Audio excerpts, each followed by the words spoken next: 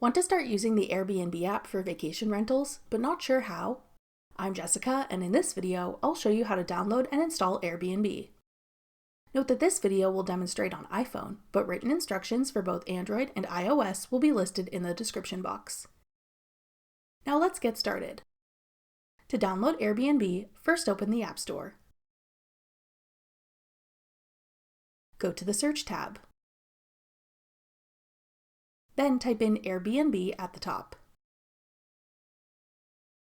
Tap Airbnb when it appears in the search results.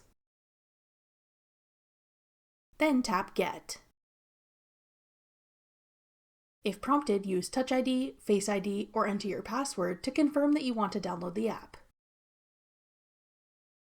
Wait for the installation to complete.